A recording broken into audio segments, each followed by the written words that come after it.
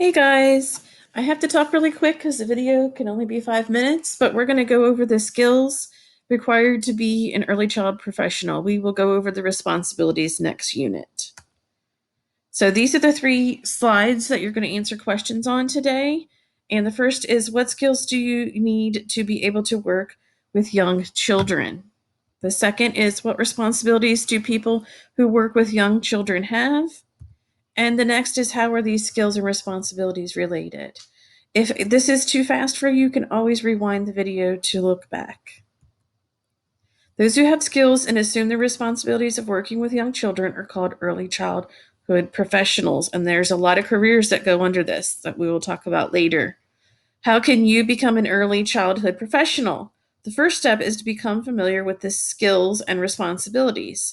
And for this unit, we have 8 skills that you'll need to know, and those 8 skills will be what you are assessed on your test on this unit. These are the skills. I'm not going to read them because we're going to go through each one of them very quickly.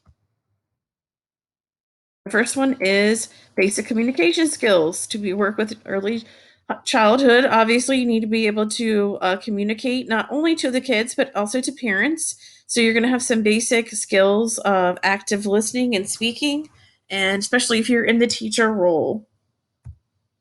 Math skills. This is not meaning that you're going to have to be some math whiz.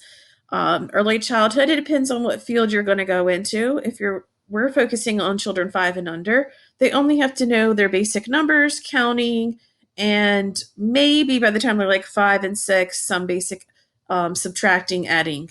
The multiplying, dividing comes more into the elementary age if you're going to be a teacher or a teacher's assistant in the elementary field. Number 3, thinking skills. This is something I hope you have in every job or internship that you have. But obviously, if you're working with kids, the thinking critically, making decisions, and solving problems is something that you might have to do on a daily basis in any setting job, but obviously with early childhood. Number 4, life skills.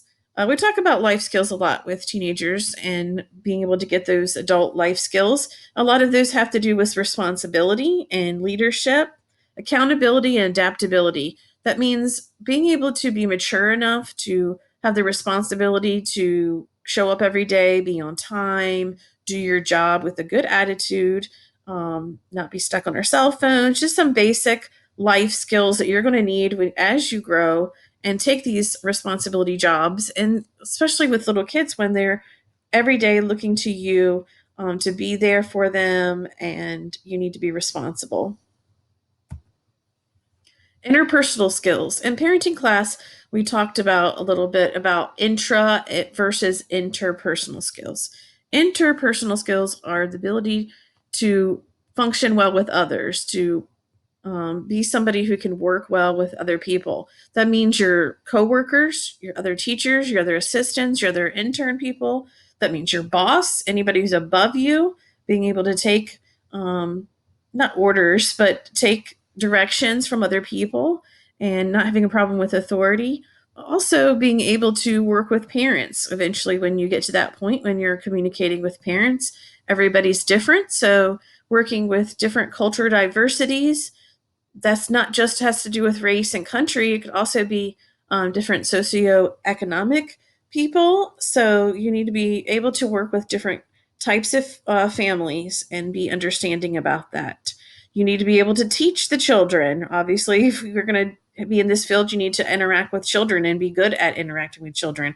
You need to have patience and understanding and just that basic knowledge.